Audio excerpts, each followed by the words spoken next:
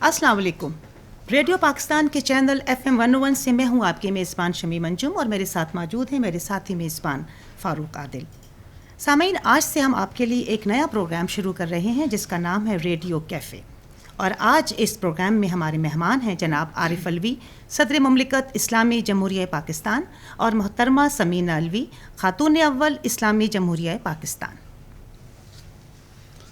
جناب صدر، جناب محترمہ خاتون اول، ہم آپ کا ریڈیو پاکستان میں خیر مقدم کرتے ہیں.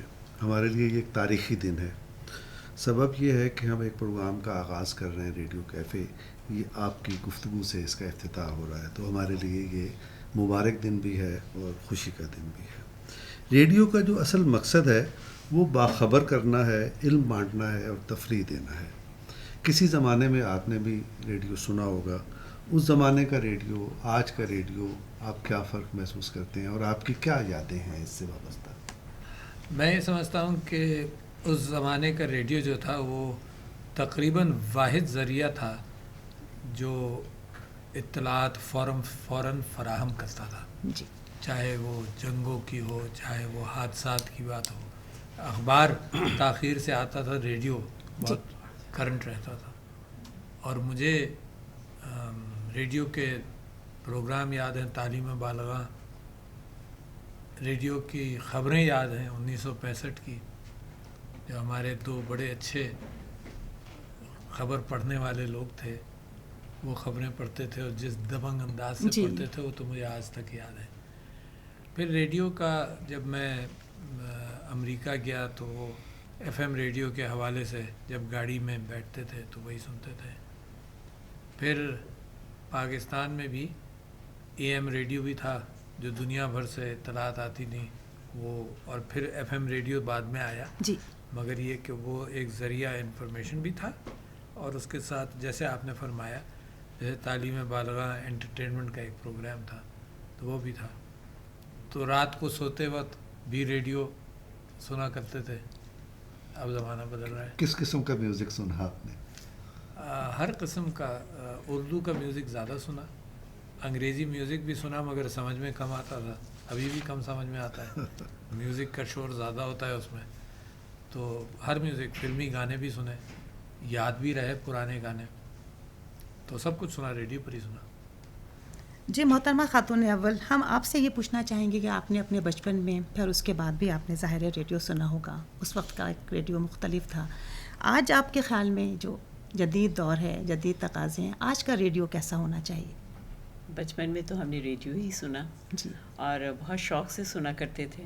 اور میرے خیال ریڈیو ہی ایک ایسی چیز تھی جس سے ہمیں ساری اطلاعیں اور ہر موقع ملتے تھے ہر چیز سننے کے لیے. جیسا کہ ایک ڈرامے، موسیقی، ہر چیز ریڈیو ہی سے ملتی تھی. جی. ٹی وی اس وقت ہوتا نہیں تھا. جی. مجھے آج تک یاد ہے کہ ایک ڈرامہ ہفتے میں اتوار کے دن ہوا کرتا تھا، حامد میاں کے یہاں. جی، صبح بہت ہی اچھا پروگرام جی. ہوتا تھا اور ہم لوگ بہت انتظار کرتے تھے، بڑے چھوٹے سب مل کے اس کا انتظار کرتے تھے اور بہت شوق سے سنا کرتے. جیسے گانوں کا آپ نے ذکر کیا، میرا خیال سیلون سے ہوتا تھا بنا کا گیت مالا، وہ بہت سنا کیا کرتے تھے. اس زمانے میں یہی ہوتے تھے انٹرٹینمنٹ، تو بہت شوق سے. اور ابھی بھی میں یہ کہوں گی کہ یہ بہت اچھا ذریعہ ہے، کیونکہ ہر کونے میں، ہر گاؤں، ہر جگہ ریڈیو تو ہر کے پاس ہے. اور اس سے ہمیں بچوں کی تربیت اور دوسری چیزوں کی اویئرنیس کے لیے بہت اچھا استعمال ہم کر سکتے ہیں ریڈیو کو. اور اس سے تربیت بھی ہو سکتی ہے بچوں کی، اور دوسری اور ساری جو ہم لوگ کے مسائل ہیں ان کا بھی حل اس سے ہم لوگوں کو میسج بھیج سکتے ہیں ریڈیو کے ذریعے. جی جناب صدر، آپ کا تعلق طب کے پیشے سے ہے، لیکن خوشگوار بات یہ ہے کہ ہماری جو ثقافتی روایت ہے، کتابیں ہیں، شاعری ہے، مصوری ہے، اس میں آپ کی گہری دلچسپی ہے. لیکن اب دنیا بہت بدل گئی ہے. تو یہ اس بدلی ہوئی دنیا میں یہ جو ہماری روایت ہے شاعری کی، مصوری کی، موسیقی کی، کیا یہ ریلیونٹ ہے؟ میرا خیال یہ ہے کہ انسان علم حاصل کرتا ہے اور اپنی خود تخلیق کرتا ہے بہت ساری چیز، آرٹس کے حوالے سے، کرافٹس کے حوالے سے، اور اپنے تجزیوں کے مطابق وہ قلم بند کرتا ہے بہت ساری باتیں. تو شاعری کا جو شغف ہے اور جو شوق ہے اس کا تعلق زندہ قوموں سے رہے گا، اس وجہ سے کہ بہت ساری چیزوں کی عکاسی ایک ایک شعر میں اتنی خوبصورتی سے پنہا ہو جاتی ہے جو بڑی لمبی لمبی تقریروں میں بھی آپ بیان نہیں کر سکتے. الفاظ کا خوبصورت چناؤ، اور میرے دل کا اور آپ کے دل کا راستہ جو ہے وہ ان الفاظ کے چناؤ سے ہی ہے جو ماں محبت سے اظہار کرتی ہے، باپ محبت سے اظہار کرتا ہے، یا آپ کو رائے بنانے میں مدد کرتا ہے.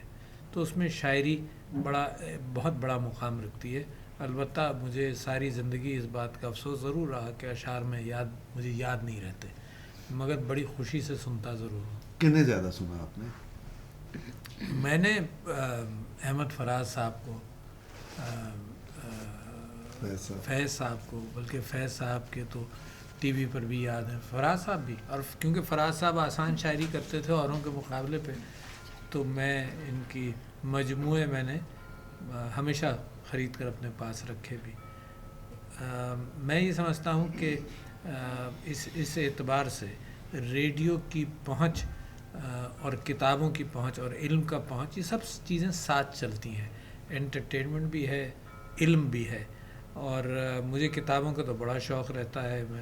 میں والدہ کا شکر گزار ہوں کہ جب میں انٹرمیڈیٹ میں تھا تو وہ کامک اور ناول پڑھنے کا بھی شوق تھا، تو مجھ سے لے لیتی تھیں، پھینک دیتی تھیں، چھپا دیتی تھیں.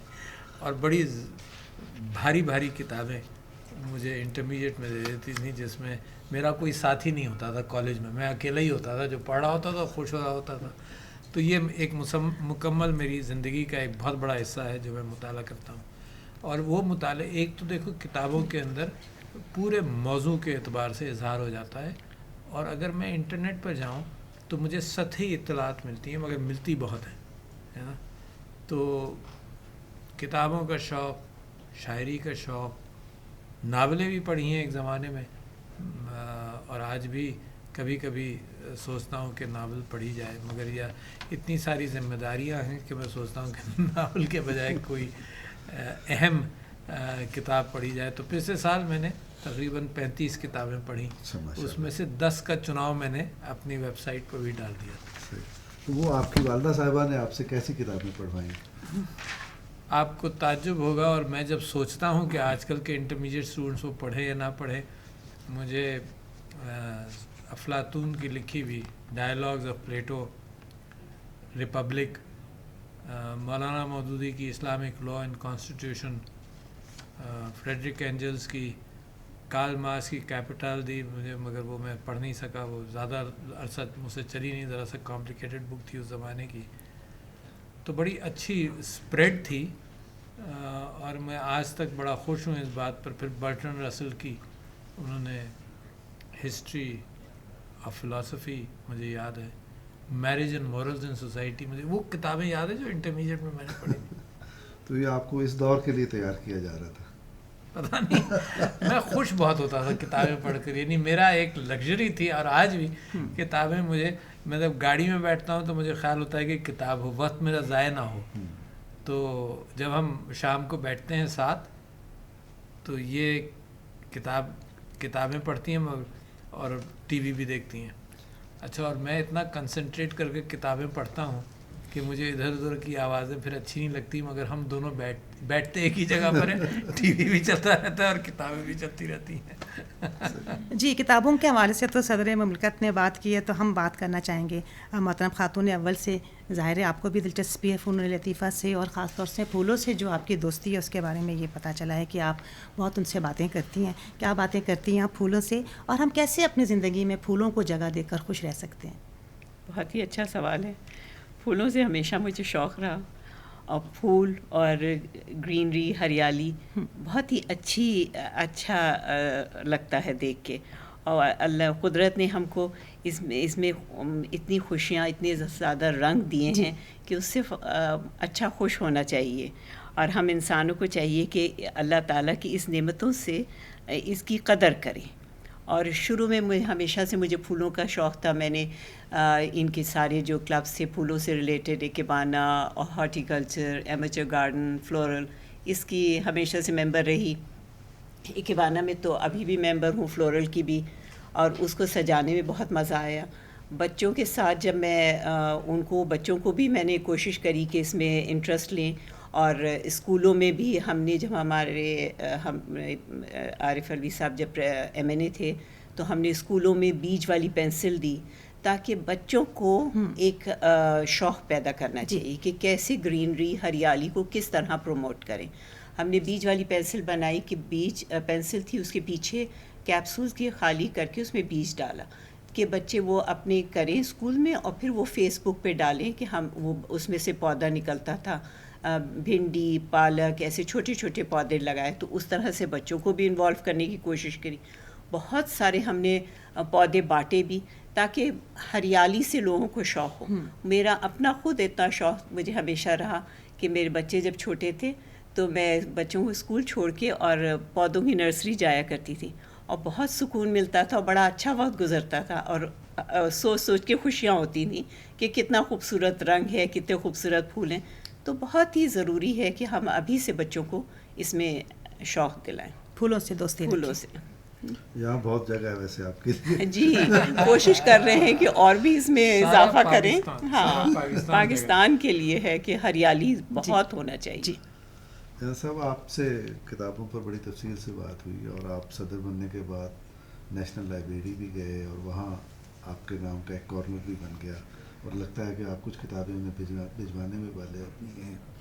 ہم جاننا یہ چاہتے ہیں کہ اس وقت ان زمانے میں جو پاکستان کا ایک خاص ماحول ہے اور مسائل ہیں، اس تناظر میں آپ کے زیر مطالعہ کیا کچھ ہے؟ دیکھیے میری بیسک فاؤنڈیشن تو قرآن و سنت سے تعلق رکھتی ہے، اور میں احادیث کے مجموعات بھی زیر نظر رکھتا ہوں اور پڑھتا رہتا ہوں. اور مجھے اتنا تعجب ہوتا ہے کہ اتنے واقعات ہیں جو انسانی تاریخ کے اعتبار سے اہم ہیں اور انسانوں کے کردار کو بدلنے کے اعتبار سے اتنے اہم ہیں. کبھی پڑھ کر آنکھوں میں آنسو بھی آتے ہیں. کبھی یہ خیال ہوتا ہے کہ مجھے جس ذمہ دار جگہ پر بٹھایا گیا ہے تو میں اس کی ذمہ داری پوری کر سکوں یا نہ کر سکوں. تو احادیث کے مجموعات ہمیشہ میرے ساتھ چلتے رہتے ہیں، اور قرآن کو بھی پڑھتا ہوں، اور قرآن کی کہانیوں میں بھی مجھے بڑا انٹرسٹ رہتا ہے کہ حضرت موسیٰ کے واقعات کہاں ہیں، کیا ہیں، کہاں سے کہاں گئے، پھر کہاں گئے. پھر میں نے بائبل بھی پڑھی تھی ایک زمانے میں، ساری کتابیں، یعنی بدھا کی ٹیچنگ بھی پڑھی، بائبل بھی پڑھی، وید بھی پڑھے، مہابھارت پڑھنے بھی پڑھی، تاکہ مجھے اندازہ ہو جائے کہ ریلیجنز کا کیا، کمپیریٹیو ریلیجنز کا بھی اندازہ ہو. اس کے ساتھ ساتھ میں جس کتاب کو آج کل کے زمانے میں زیادہ اہمیت دے رہا ہوں وہ ملک کی ضروریات کے اعتبار سے آرٹیفیشل انٹیلیجنس اور کمپیوٹنگ کیا ڈائریکشن اختیار کرنا ہے. اور پھر میں جب کوئی کتاب پڑھتا ہوں تو وہ پیشن کے طور پر مجھے چیزیں یاد آتی ہیں. انسانی عقل بڑی محدود ہے. مجھے یقین ہے کہ 99% جو میں نے پڑھا زندگی میں وہ بھول چکا ہوں. تو لہٰذا آپ سے گفتگو کرنے کے لیے جو تازہ پڑھا ہے وہ یاد رہے گا. اچھا، یہ امتحان بھی جب دیتے تھے تو یہ خیال ہوتا تھا، جب میں ایک فگر پہ پہنچا ہوا تھا کہ 70% امتحان، 70-80% امتحان تک میں یاد رکھ سکتا ہوں. مگر جب ان کا یہ بہت ساری علم اور تعلیم ایسی ہوتی ہے جو بنیادیں بنواتی ہے، اینٹیں ہم رکھتے جاتے ہیں، اس سے پھر مستقبل کی دیوار بنتی ہیں. تو نیچے کی اینٹوں کی ساخت ہم بھول جاتے ہیں، اس کی شیپ بھول جاتے ہیں، مگر اوپر کی جو اینٹیں ہیں وہ ان کے بغیر بن نہیں سکتی. وہ فاؤنڈیشن سٹونز ہوتے ہیں، وہ فاؤنڈیشن سٹونز ہوتے ہیں جو آدمی ان کو بھول چکا ہوتا ہے. اور مسلسل علم کے اعتبار سے تو انسان بہت ہی جاہل ہے. کائنات کا علم تو یعنی ملینتھ میں بھی جائیے، اعشاریہ 0.000 وہ بھی انسان کو پتہ نہیں ہے. اور جتنا پتہ چلتا ہے اس میں خوش ہوتا رہتا ہے کہ دیکھو ہمیں کتنا علم ہے. تو اس وقت جن چیزوں کا میرا مطالعہ رہتا ہے وہ آرٹیفیشل انٹیلیجنس وغیرہ بھی ہے. دوسرے یہ کہ آج کل صحت کے اعتبار سے بھی، اپنی صحت نہیں، قوم کی صحت اور کرائسس کے اعتبار سے بھی میں پڑھتا رہتا ہوں کہ کدھر جائے گا یہ رخ، کدھر جائے گا. ہمارے ڈاکٹروں کو کیا کرنا چاہیے، کیسے ٹرین ہونا چاہیے، اور جو آرٹیفیشل انٹیلیجنس کی بنیاد پر جو انسان کی صحت میں بہت بڑی تبدیلی آ رہی ہے، تو کہا جاتا ہے کہ دنیا کے اندر بہت بڑا انقلاب انسان کی صحت سے متعلق آنے والا ہے۔ یہ دوسری بات ہے کہ آج کل کرونا وائرس کا ایک کرائسس ہے، مگر انسان کی صحت کے اعتبار سے، علاج کے اعتبار سے بہت کچھ ہو سکتا ہے۔ تو کتاب ہی ایک ذریعہ ہے جو میرے جہالت کو کم کرتی ہے۔ تو یہ جو آپ بتا رہے ہیں کہ ڈائریکشن ہی چینج ہونے والی صحت کے حوالے سے، تو اس طرح سے آپ کس طرح سوچتے ہیں کہ ہمارا اب تربیت کا شعبہ طب میں تربیت کا کیا رخ ہونا چاہیے، کیا تبدیلی؟ دیکھیے، ایک تو تبدیلی کا میں بار بار اعلان کرتا ہوں، ہر جگہ جس میڈیکل کالج اور یونیورسٹی میں جاتا ہوں تو وہاں ایک تو یہ بات کرتا ہوں کہ پاکستان ایک ملک ہے جو ترقی کر رہا ہے، مگر اس وقت بڑے تناؤ کے اندر ہے۔ اس ملک کے اندر ہم لوگوں کا علاج کرنے سے کہیں زیادہ ہے کہ ہم احتیاط کریں۔ ان احتیاطوں کے اندر مثال کے طور پر ہاتھ دھونا بہت ساری کمیونیکیبل ڈیزیز سے روکتا ہے۔ مثال کے طور پر پاکستان میں 9% لوگ ہیپاٹائٹس کا شکار ہیں۔ تو میں کالجز میں اور میڈیکل یونیورسٹیز میں کہتا ہوں کہ انجیکشن لگانے کی مقدار کم ہونی چاہیے۔ پاکستانی 12 انجیکشن لگواتا ہے ہر پاکستانی سال میں آن این ایوریج۔ کوئی 50 لگواتے ہوں گے، کوئی 3 لگواتے ہوں گے، مگر 12 انجیکشن دنیا میں سب سے زیادہ ہیں، اور انہی انجیکشن سے یہ ہیپاٹائٹس کی بیماری پھیلی ہے۔ تو بجائے اس کے کہ ہم اپنے ملک کی فکر کریں کہ صحت یاب بنائیں، ہم تو بیماریوں میں جا کر ڈوب کر بھی نکل رہے ہیں۔ تو لہٰذا ایک تو یہ بات تھی جو احتیاط کے حوالے سے، ہاتھ دھونے کے اعتبار سے۔ سمینہ الوی آپ کو بریسٹ کینسر کے حوالے سے بتائیں گی، مگر بہت ساری کیفیات کے اندر میں یہ سمجھتا ہوں کہ آج کل جو سائنٹیفک ڈیٹا ہے اس سے علاج بہت بڑھ گیا ہے، آسان ہو گیا ہے۔ موت پھر بھی آنی ہے، مگر آدمی جتنے عرصہ زندہ رہے اور صحت مند زندہ رہے۔ جی بالکل ایسے ہی ہے، صحت ہے تو سب کچھ ہے۔ بات ہو رہی ہے کتابوں کی، اور ہم آپ سے بھی یہی پوچھنا چاہیں گے کہ آج کل کی خواتین ہمیں یہی کہتی نظر آتی ہیں کہ وقت نہیں ملتا کتابیں پڑھنے کا، اور اب تو ہم ان سے یہ بھی کہیں گے کہ پھولوں سے بھی دوستی کر لیں، پھولوں کو لگانے کے لیے بھی وقت نکالیں۔ تو ایک زمانہ تھا کہ جیسے کہ پروین شاکر صاحبہ تھیں، بہت مقبول شاعرہ تھیں، آج بھی ہیں بہت ساری ہماری لکھنے والی، لیکن جو خواتین یہ کہتی ہیں کہ وقت نہیں ملتا، ان کو کیسے سمجھایا جائے اور کیسے بتایا جائے کہ وقت مل جاتا ہے؟ میرے خیال میں کتابوں کا انسان کے لیے بہت بہترین ساتھی ہے پڑھنا، بہت ہی اچھا ساتھی ہے کہ جن کو شوق ہو پڑھنے کا تو میرا خیال بہترین ساتھی ہے۔ اور شروع میں زیادہ میری دلچسپی نہیں تھی، مگر اب فارغ وقت میں بھی شوق رکھتی ہوں۔ آج کل جیسے میں معراج محی الدین کی ریولیوشن کتاب ہے، وہ حضور کی زندگی پر ہے، وہ پڑھ رہی ہوں۔ اور قرآن اللہ کا شکر ہے کہ کوشش پوری کرتی ہوں کہ روزانہ پڑھوں۔ اور دوسرے پھر یہ کہ میں نے وہ مشیل اوباما کی بیکمنگ وہ پڑھی۔ تو ایسی کتابیں پڑھتے رہنا چاہیے، جس میں انٹرسٹ ہو میرے خیال ضرور پڑھنا چاہیے، اور کوشش کرنا چاہیے کہ جیسے میرے میاں اور میرے بچوں کا تو میں نے کبھی ان کو بور ہوتے نہیں دیکھا، کیونکہ سب بہت شوقین پڑھنے کے۔ تو میرا خیال فارغ وقت یا کوئی بھی ٹائم ملے، ایک بہت اچھا ساتھی ہے اگر کتابیں۔ ٹی وی کمپیوٹر بھی بہت ضروری ہے اس دنیا میں، مگر کتابیں جو ہیں وہ بہت ضرور شوق دلانا چاہیے، اور بچپن سے ہونا چاہیے۔ اور ریڈیو ہی سے ہم اپنے بچوں کو یہ تربیت دے سکتے ہیں کہ کتابیں پڑھیں۔ جیسے میں آج کل کیا کافی جب سے اس موقع پر پہنچی ہوں اس جگہ، میں گورنمنٹ سکولز کو دیکھنے کی کوشش کر رہی ہوں کہ کیسے چل رہے ہیں اور بہتر ہونا چاہیے۔ وہاں پہ کوئی انتظام کتابوں کا نہیں ہے۔ لائبریری پہلے ہمارے زمانے میں تو بڑی اچھی لائبریریاں ہوا کرتی تھیں، مگر اب تو میں جس اسکول میں گئی ہوں وہاں مجھے کوئی خاص انتظام نہیں لگا کہ لائبریری، تو اس کے لیے میں بہت کوشش کر رہی ہوں کہ ہر اسکول میں بچوں کو ہم انٹرسٹ ڈیولپ کروائیں ضرور، ان کو اس میں کتابیں دیں گے تبھی بچوں میں انٹرسٹ ڈیولپ ہوگا۔ جیسے مجھے آج تک یاد ہے کہ جب ہمارے بچے چھوٹے تھے اور ہم امریکہ میں تھے، وہاں ہمارے ایک دوست نے ہم سے کہا کہ بچوں کے لیے سب سے آپ ان کو پڑھنے کو مت کہو، آپ کتابیں ان کے لیے ایک طرف رکھ دو، وہ ایک پیج پڑھیں گے، دوسرا خود ہی انٹرسٹ ڈیولپ ہوگا۔ تو اسی طرح بچوں کے لیے بہت ضروری ہے، میں ہر سے کہوں گی کہ یہ شوق اتنا اچھا ہے کہ آپ کسی وقت بور نہیں ہو سکتے۔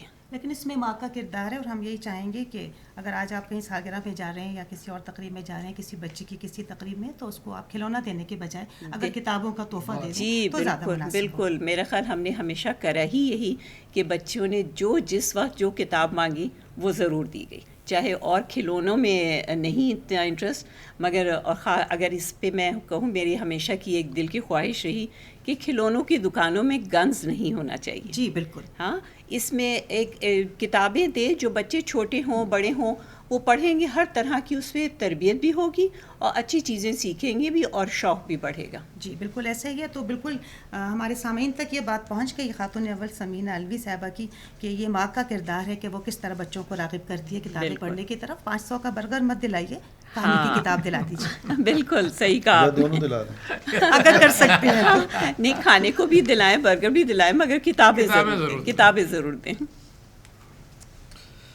صدر صاحب ابھی آرٹیفیشل انٹیلیجنس کا ذکر ہوا. یہ پیش رفت ہوئی ہے سائنس میں، اس نے بہت ساری چیزیں ہم سے چھین لی. جیسے ہماری خطاطی ہوتی تھی اب کمپیوٹر پہ کتابت ہوتی ہے. ہمارے فنون لطیفہ تھے، ان کے اپنے ساز تھے. ایون ہمارے مختلف خطوں کے مختلف صوبوں کے اپنے اپنے ساز ہیں. یہ سب اب گئے. تو کیا ہم انہیں زندہ کر سکتے ہیں یا زندہ کرنے کا کوئی منصوبہ پیش نظر ہمارے ہونا چاہیے؟ ہم کیسے کر سکتے ہیں؟ نہیں، میں نے اس پر بڑا اچھا کام پاکستان میں دیکھا ہے اور میں بڑا خوش ہوں اس بات سے کہ اگر میں ہنزہ کی وادی میں جاؤں تو وہاں پر پرانی زبانیں جو صرف گفتگو کی حد تک تھیں ان کو بھی پریزرو کرنے کی کوشش کی جا رہی ہے. پرانے ساز، پرانی دھنیں، پرانا آرٹ اور کلچر. اچھا، جب قوم میچور ہونے لگتی ہے، جیسے میں بڑا پر امید ہوں کہ پاکستان اب میچورٹی کی طرف جا رہا ہے، تو اس پاکستان کے اندر اس کی بھی قدر اب بڑھ گئی ہے کہ پاکستان تھا کیسا، یہاں کے لوگ کون تھے، کتنے آباد تھے. تو میں نے پچھلے دنوں میوزیمز پر سمینہ الوی نے اور میں نے بڑی توجہ دینا شروع کی ہے اور بعض جگہوں پر میں جا کر اتنا متاثر ہوا ہوں کہ مجھے ایسا لگتا ہے کہ جیسے میرے علم کے اندر بے انتہا اضافہ کیا. میں نام لے سکتا ہوں پاکستان آرمی میوزیم لاہور میں. اس نے جو پاکستان کی اس خطے کی تاریخ کے اعتبار سے جو چیزیں جمع کی ہوئی ہیں اور تاریخ جمع کی ہوئی ہے، تو بچوں کو ان میوزیمز میں جانا چاہیے. پاکستان نیشنل ہسٹری کا میوزیم ہے جو لاہور میں بہت ہی خوبصورت ہے. میں ہر سے کہوں گی کہ ضرور جائیں. ہاں، بہت ہی اچھا. اس طرح سے تو لہٰذا پاکستان اس خطے کی تاریخ کے اعتبار سے، یعنی سندھ کی سویلائزیشن کا پاکستانیوں کو تو اندازہ نہیں ہے. یہ ہند کی سویلائزیشن بعد میں تھوڑی تھوڑی بنی، اصل میں تو سندھ کی سویلائزیشن تھی جہاں آرکیٹیکچر، ٹیکسلا، موہنجدارو کے اعتبار سے آپ سب کچھ دیکھیے. اور اتنے اچھے اچھے آرٹسٹ جناب. صادقین صاحب کا میورل آپ دیکھیں منگلہ ڈیم کے پاور ہاؤس میں، جو 68 دن میں انہوں نے تیار کیا تھا اور کتنا 150 فٹ لمبا اور 7-8 فٹ اونچا. تو اتنا بڑا آرٹسٹ پاکستان میں گزرا ہے جو 68 دن کے اندر اتنا بڑا میورل تیار کرے. تو پاکستان مالا مال ہے ان چیزوں سے. پاکستان کا ورثہ بنتے جا رہی ہیں یہ ساری چیزیں. تو میں سمجھتا ہوں کہ بہت پرانی، ہزاروں سال پرانی تاریخ آپ کو یہاں مل جائے گی. کچھ شہر ایسے ہیں جو 2 مہر گڑھ 2-3 ہزار سال سے آباد ہیں. لوگوں کو پتہ نہیں ہے کہ اتنی پرانی تاریخ. جی بالکل آپ نے صحیح کہا. ہماری ایک بڑی بھرپور، ایک بڑی روشن تاریخ ہے، ہمارا ثقافتی ورثہ ہے، ہماری روایتیں ہیں جو ہم چاہتے ہیں کہ اپنی نوجوان نسل تک منتقل کریں اور ان کو بتائیں کہ ہم کتنے بڑے ورثے کے امین ہیں. خواتین زیادہ حساس ہوتی ہیں اور کہا جاتا ہے کہ نفاست بھی ان میں زیادہ ہوتی ہے. آپ یہ بتائیے کہ خواتین کیا کردار ادا کر سکتی؟ پاکستان میں تو بہت ٹیلنٹ ہے اور میرا خیال ہم اس کو ریکگنائز نہیں کرتے ہیں کہ ماشاء اللہ لڑکیوں میں، لڑکوں میں اتنا ٹیلنٹ ہے کہ اس کو ہمیں ضرور آگے لے کے چلنا چاہیے. ہم جیسے آپ بتایا کہ میوزیمس اتنے اچھے ہیں جو پاکستان کو ہمیں سارا بتاتے ہیں. آپ ملتان چلے جائیں، وہاں اتنا اچھا آرٹ ہے. میں PNCA کی جیسے ان کی جتنی بھی آرٹ ایگزیبیشن ہوتی ہیں اس میں پوری کوشش کرتی ہوں جاؤں، کیونکہ ایک یہ بچوں میں اور لڑکیوں میں، بچوں میں، ہر میں ایک کریٹیونیس پیدا کرتا ہے. اور وہ میرا خیال جو اس آرٹ سے ہوتی ہے وہ ایک مختلف طرح کی سوچ رکھتے ہیں اور نیچر سے کرتے ہیں. اس ساری دنیا کی جو چیزیں ہیں اس سے ہٹ کے وہ میرے خیال سوچتے ہیں اور کریٹیونیس بچوں میں پیدا ہوتی ہے. تو بہت ضروری ہے کہ ہم اسکولوں میں یہ پیدا کرائیں کہ آرٹ سے ریلیٹڈ اپنا ٹیلنٹ ابھاریں، دیکھیں. اور میں نے تو ان سے لوگوں سے یہ بھی ریکویسٹ کری کہ آپ بچوں میں جا کے جو ہو ان کا کمپٹیشن کرائیں, اور اس طرح ماؤں کو بھی شوق ہوگا اور بچے بھی اس میں انٹرسٹ لیں گے. جی یہ فرمائیے گا سمینہ الوی خاتون اول صاحبہ کہ بریسٹ کینسر کے خلاف آگاہی اور اس مرض کی روک تھام کے لیے آپ کی بہت زیادہ خدمات ہیں, اور ہم آپ سے یہ جاننا چاہیں گے کہ اس سوشل ورک کے درمیان آپ کن تجربات سے گزریں, اور جو ایسے مسائل ہم دیکھ رہے ہیں کیسے ان سے ہم نمٹ سکتے ہیں. بریسٹ کینسر کا جو یہ سوال ہے, یہ تو ہمیں اپنی بہنوں اور بیٹیوں سے یہ ضرور کہوں گی کہ اس میں بہت زیادہ ہمیں خیال رکھنے کی ضرورت ہے. ہم نے اس کو بہت نگلیکٹ کیا ہوا ہے, خاص طور سے پاکستان میں. آپ ساری دنیا میں چلی جائیں, یہ 98% ریکوری ہے. اور کیوں ہے؟ کیونکہ ان کی اویئرنیس ہے. عورتیں اور بچیاں خیال رکھتی ہیں. ہاں ایک بیماری ہے, ہم نے اس کو ایک ٹیبو ایک بنایا ہوا ہے کہ اس کو ہم ڈسکس نہیں کرتے, لوگوں سے بات نہیں کرتے, شرم کرتے ہیں. یہ ایک بیماری ہے. اس کو اگر شرم کیا آپ اس شرم کی وجہ سے آپ اس کو چھپا لیں گی تو سمجھیے 55-60% ڈیتھ ریٹ ہے پاکستان میں. کیوں؟ کیونکہ ہم لوگ اس کو شرم ہے, ایک سمجھا جاتا ہے کہ اس کو ہم ڈسکس نہیں کریں گے. تو میں اپنی سب بہنوں سے یہ کہوں گی کہ میں نے پوری کوشش کری, ہم سب نے مل کر, کہ ہم پورے پاکستان میں اس کی اویئرنیس کریں, اس کی آگاہی پیدا کریں, تاکہ ہر جگہ آپ کوئی اس میں مسئلہ نہیں ہے. ہر مہینے اپنی چھاتی کا معائنہ کریں, اور ذرا سی بھی کوئی گٹھلی نظر آئے, گلٹھی نظر آئے تو آپ فوراً ڈاکٹر کو دکھائیں. دیکھیں عورتیں تو گھر بنتا ہے عورتوں سے. جی. اگر عورتیں بیمار ہو جائیں اور کوئی خدا نخواستہ آگے کچھ زیادہ بیماری ہو جائے تو گھر ٹوٹ جاتا ہے. تو ہمیں عورتوں کا خاص خیال, لڑکیوں کا خاص خیال کرنا چاہیے. اور ینگ جنریشن میں بھی یہ ہو رہا ہے, یہ نہیں کہ صرف ایج میں ہے. تو اس پہ لڑکیوں کو بھی میں نے خاص طور سے یہ کہا کہ آپ یہ ہر مہینے یہ کریں اور ڈاکٹر کو دکھائیں. اگر ذرا سی بھی کچھ تبدیلی ہو تو فوراً دکھائیں. اس میں بالکل شرم کی بات نہیں, یہ ایک بیماری ہے, اس کو آپ کو اسی طرح سے خیال رکھنا پڑے گا. اس میں کوئی تبدیلی آپ نے دیکھا کہ کچھ ہچکچاہٹ اب کم ہوئی, یا اس پہ اب بات ہو جاتی ہے؟ اللہ کا شکر ہے, ہم نے کراچی میں, لاہور میں بہت اس پہ کام کیا, اور اس میں ڈائگنوسس بھی کری, اور لوگوں نے, لڑکیاں گئیں بھی دکھانے کے لیے. اور انشاءاللہ دیکھیے ہم اتنے پیچھے ہیں, تو اس میں ایک سال میں جیسے میرے اور میرے میاں میں یہ اختلاف ہوا تھا کہ انہوں نے کہا کہ اکتوبر کا مہینہ ہوتا ہے, پورے سال یہ نہیں کرنے کا ہوتا. مگر میرا یہ خیال تھا کہ دیکھیے ایک مہینے میں اتنی تبدیلی نہیں آ سکتی کہ ہم اتنی جلدی ہم اپنی بہنوں کو بتا دیں اور وہ سب سیکھ جائیں. تو ہم پورے سال ہم نے کیا, اور ابھی بھی ہماری ہر جگہ جا کے ہم اس کی اویئرنیس کی دیتے ہیں کہ کس طرح چیک کرو, اور بتاتے ہیں کہ آپ یہ کریں. اور ریڈیو جو سب سے بہت ہی اہم, ریڈیو ٹی وی یہ سب سے بہت اہم چیز ہے کہ ہم اپنی بہنوں کو بتائیں کہ اس میں چھپانے کی ضرورت نہیں ہے. آپ کو ذرا سی بھی تبدیلی نظر آئے ہر مہینے معائنہ کریں, اور ذرا سی بھی نظر آئے تو آپ فوراً ڈاکٹر کو دکھائیں جا کے. جی جناب صدر, آپ محترمہ شیرین جناح ٹرسٹ کے ٹرسٹی ہیں, تو آپ کے اس ٹرسٹ میں جو آپ نے کام کیا اس کی نوعیت کیا رہی اور کیا تجربات رہے آپ کے؟ تو میں یہ سمجھتا ہوں کہ میری والدہ مرحومہ بیگم رانا لیاقت علی خان کے ساتھ مل کر اور سلائی کی مشینیں دیا کرتی تھیں کہ عورتیں اپنے گھروں میں ان کی امپلائمنٹ ہو جائے. تو میں سمجھتا ہوں کہ آج کل کے زمانے کے اندر کمپیوٹر سافٹ ویئر کے اعتبار سے گھر بیٹھے بیٹھے ہماری بہنیں اور ہماری بیٹیاں بہت کام کر سکتی ہیں. یعنی گھر کے باہر دیکھو, عورت فل ٹائم جاب ایک زمانے میں نہیں کر سکتی جب بچے پیدا ہوں سب کچھ. اس زمانے میں بھی اس بات کا امکان ہے کہ گھر بیٹھ کر بھی کام ہو سکتا ہے, اور جو عورتیں گھر سے باہر ابھی نہیں نکلنا چاہتی باوجود, تو وہ بھی گھر بیٹھے بیٹھے کام کریں. آپ نے سوال کیا شیرین بائی جناح ٹرسٹ کا, تو شیرین بائی جناح جو تھیں تو 70 کے آخری سالوں کے اندر یا 80 کے شروع کے سالوں میں وہ میری مریضہ بھی رہیں. تو انہوں نے اپنی ساری جائیداد جو محترمہ فاطمہ جناح سے وراثت میں ان کو ملی تھی, انہوں نے اپنی ساری جائیداد وقف کی شیرین بائی جناح ٹرسٹ کے حوالے سے. اس کے اندر موہٹا پیلس کراچی کے اندر وہ بھی تھا. اس میں جب ان کا انتقال ہو گیا تو میں نے اس کو سیل کروایا, مگر سیلیں مجھے پتہ نہیں تھا پاکستان میں اس کے باوجود چوریاں ہوتی رہتی ہیں. میں سیل ہو گیا اور پولیس کا چوکیدار وہاں لگ گیا تو میں تو بڑا اطمینان کے ساتھ بیٹھ گیا کہ اب چیزیں، مگر پھر اطلاع آتی رہی کہ چیزیں چوری ہو رہی ہیں، یہ ہو رہا ہے، وہ ہو رہا ہے. بہر صورت پھر میں نے یہ محسوس کیا، اور اس کے ٹرسٹی اور بھی تھے.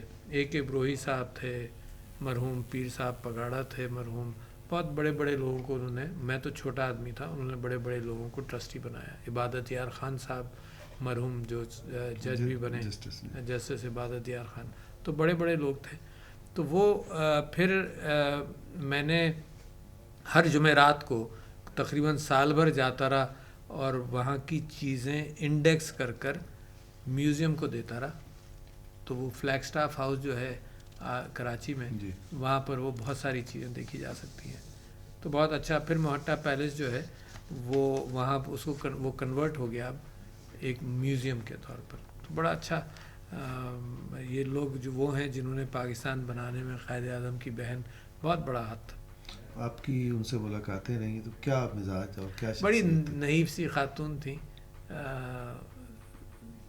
قد میں میرے خیال سے 5 فٹ یا 5 فٹ 1-2 انچ کی ہوں گی، مگر ان کو بڑا اس بات کا خیال تھا کہ یہ سب کچھ تو میرے پاس ہے.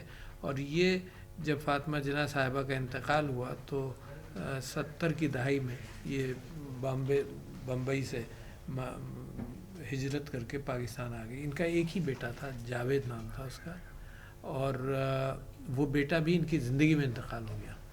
تو پھر انہوں نے اس بات کی خواہش ظاہر کی کہ اس کو وقف کر دیا جائے. تو وہ قائد اعظم اور قائد اعظم کی بہنیں، دونوں بہنوں سے ہم واقف ہیں. قائد اعظم کی اور بھی تھیں، ایک محترمہ فاطمہ جناح اور ایک شیری بھائی جناح. تو دونوں بہنوں نے پاکستان کے لیے قائد اعظم کے ساتھ ساتھ بڑا کنٹریبیوٹ کیا. جی، بات ہو رہی ہے محترمہ شینی جناح کی اور قائد اعظم کی محترمہ فاطمہ جناح کی. ظاہر ہے یہ بہت نامور خواتین ہیں جنہوں نے تحریک پاکستان میں بھی بہت اپنا کردار ادا کیا. بیگم رانا لیاقت علی خان کی. اور 8 مارچ ہم آپ سے صدر مملکت اور خاتون اول سے ہم جاننا چاہیں گے. 8 مارچ پاکستان سمیت دنیا بھر میں خواتین کے عالمی دن کے حوالے سے منایا جاتا ہے.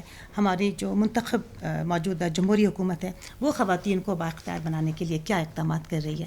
پہلے میں جاننا چاہوں گی صدر مملکت سے اور پھر خاتون اول سے. جی، میں تو یہ سمجھتا ہوں، جیسے میں نے عورتوں کو ایک لفظ انگریزی میں بڑا مشہور ہوا کہ ایمپاور کیا جائے. جی.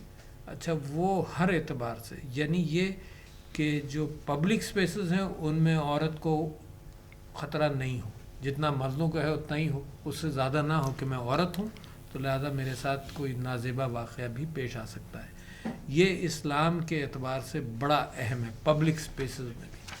ایک بات. دوسری، ایمپاورمنٹ کا یہ مطلب ہوتا ہے کہ وہ فائنینشلی، معاشی طور پر بھی ایمپاور ہو. تو آپ نے یہ دیکھا کہ BISP پروگرام اور جو احساس پروگرام ہے یہ عورت پر اسی لیے فوکس کرتا ہے کہ یہ اینکر ہے معاشرے کا. جی. ہے نا، اسی وجہ سے کہ اس کو قرض دو تو یہ واپس بھی کرے گی. اس بات کا امکان ہے کہ مردوں کو دو تو شاید نہ واپس. تیسری بات یہ کریم ہے سوسائٹی کی. تعلیم کے اس میں دیکھیں تو کالجز، پروفیشنل کالجز میں لڑکیاں 80% لڑکوں کے مقابلے میں زیادہ گریڈ لے کر داخلہ ہوتا ہے. تو یہ کریم بھی ہے اس معاشرے کی. چوتھی چیز یہ کہ وراثت کے اعتبار سے بھی میں سمجھتا ہوں کہ اس کو اگنور کیا جاتا ہے.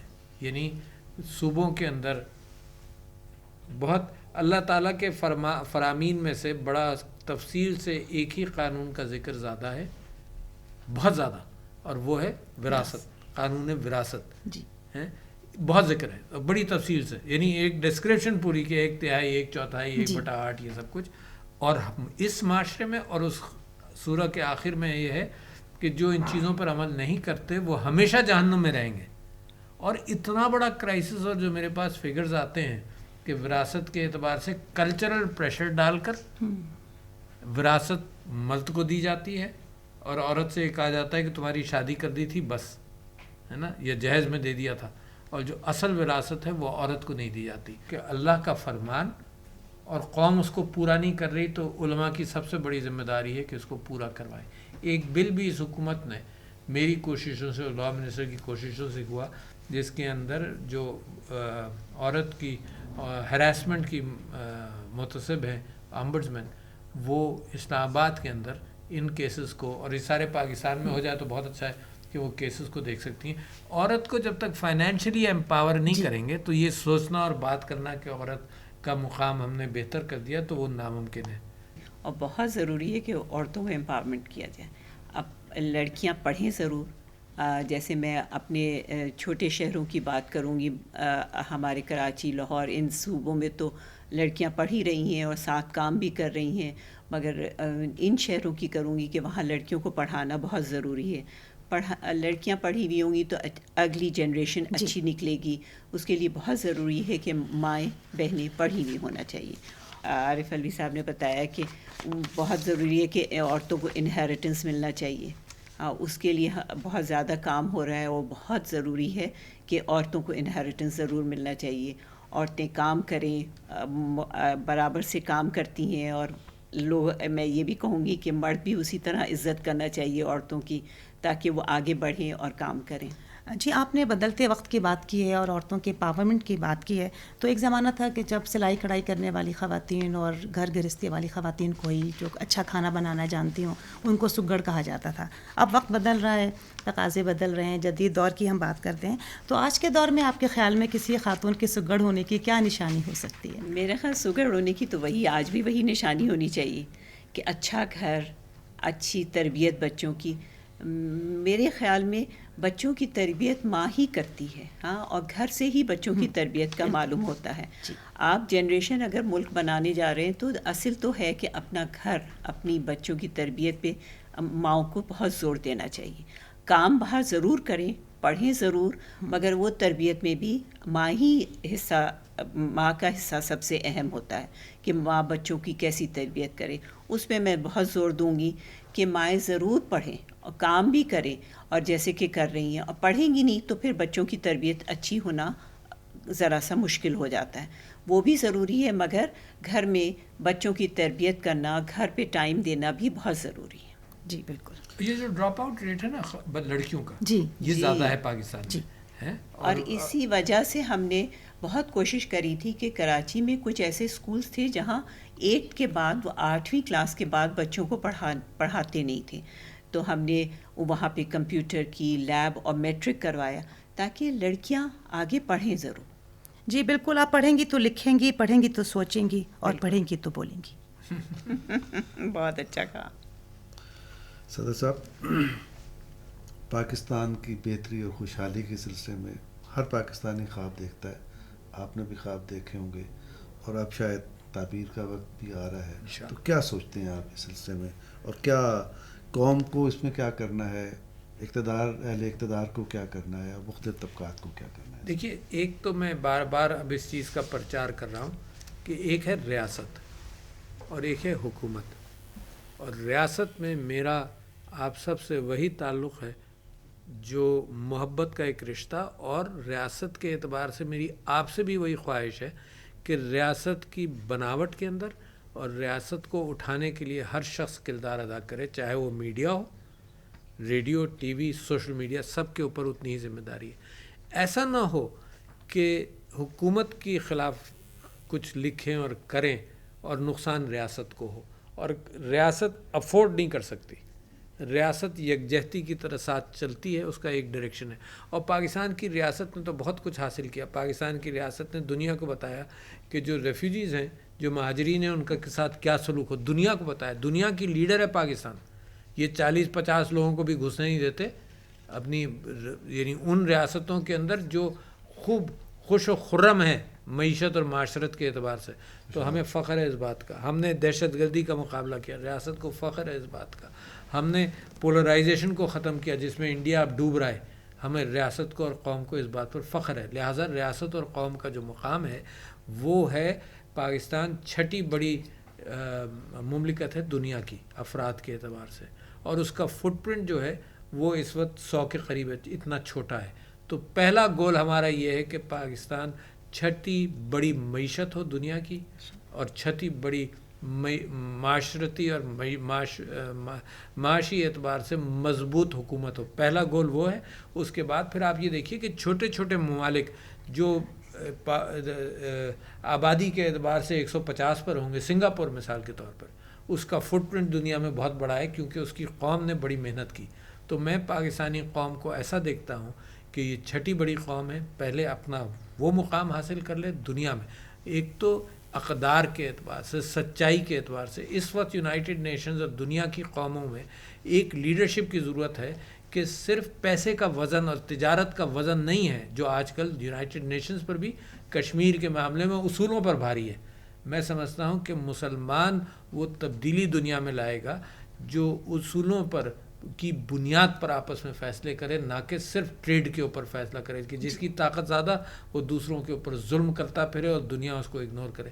تو پاکستان کا مقام بہت ہی اونچا ہے اور پاکستان اس راستے پر گامزن ہے. جس طرح سے حضرت موسیٰ کی قوم جو تھی وہ 30-40 سال بھٹکتی رہی، تو ہم بھی بھٹکا کر اب ہم صحیح راستے پر آ گئے. جی محترمہ خاتون اول، یہ فرمائیے گا کہ معذوروں کی بحالی اور بریسٹ کینسر جیسے موذی امراض اور بچیوں کی تعلیم میں آپ خصوصی توجہ رکھتی ہیں اور دلچسپی بھی رکھتی ہیں. یہ فرمائیے کہ ان شعبوں میں ترقی کے لیے کمیونیکیشن کے اور جو دوسرے طبی آج کل جدید طریقے ہیں ان سے ہم کیسے فائدہ اٹھا سکتے ہیں تاکہ ہم ان بچوں کو بھی مین اسٹریم لائن میں لائیں جن کو ہم اسپیشل بچے کہتے ہیں. بالکل، بہت ہی اچھا. اور آپ کی خدمات کی اس میں نوعیت کیا رہی ہے؟ نہیں، میں تو کوشش ہی کر رہی ہوں کہ جو تھوڑا سا حصہ دے سکوں اور بہتر کر سکنے کی کوشش کر رہی. معذور بچوں کے لیے خاص ہم کام کرنا چاہتے ہیں کیونکہ دیکھیے ساری دنیا میں ان لوگوں کے لیے کتنا خیال کیا جاتا ہے.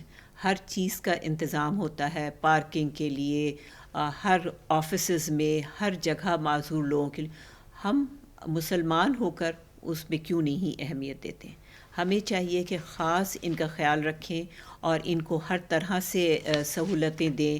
مثال کے طور پہ کہ آپ جیسے دیکھیں کہ ساری معذور لوگوں کے لیے اس گھر کے اگر کوئی بچہ پیدا ہو جاتا ہے تو ان ماں باپ کا کیا قصور، یا اگر کوئی معذور ہو جاتا ہے تو اس گھر میں کیا قصور ہے. ہم ان کو اندر بند کر دیتے ہیں، ہم باہر نکالتے نہیں کیونکہ نہ کوئی سہولتیں موجود ہیں. آپ بازار دیکھیں، ریسٹورانٹس دیکھیں، آفیسز دیکھیں، کہیں ریمپس نہیں ہوتے، کوئی فیسلٹیز نہیں ہیں. بائی لا کوٹا ہے کہ ان کو جاب ملنا چاہیے.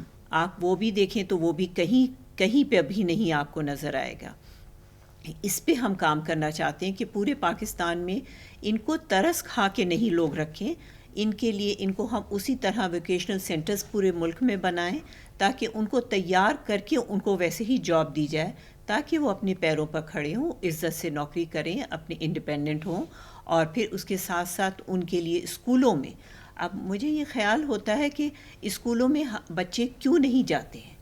میں اسکول میں گئی، وہاں کوئی بچہ، اور میں نے ان پیرنٹس سے ہی بات کری تو کہتے ہیں کہ پرنسپل تو ان کو پیرنٹس کو ہی بات کرنے کے لیے تیار نہیں ہوتی ہیں کہ ہم ایڈمیشن دیں گے. تو بچہ تو دور کی بات ہے، اگر بچے کو ایڈمیشن مل بھی جاتا ہے تو اس کو ایکسٹرا پیسے لیے جاتے ہیں. ایک تو ماں باپ پہ پہلے ہی اتنا بڑا بوجھ ہے، اور پھر آپ اگر جہاں اتنے پرائیویٹ اسکولس کما رہے ہیں تو اگر ایک یہ سہولت ہو کم از کم ان کو پڑھائیں تو ایڈمیشن تو لے لیں. ایڈمیشن لے لیتے ہیں تو دیکھیے کتنا فرق پڑے گا کہ ہم دونوں ہم جو بچے اچھے خدا نخواستہ معذور نہ ہیں، صحت مند ہیں، ان کو ان کے ساتھ احساس ہوگا کہ یہ ان کے ساتھ کیسے رہنا ہے، ان کا خیال کریں گے. میں یہاں ایک گورنمنٹ اسکول میں گئی اور وہاں مجھے دیکھ کے اتنی خوشی ہوئی کہ گورنمنٹ اسکول تھا، انہوں نے کچے سلوپس بنائے ہوئے تھے.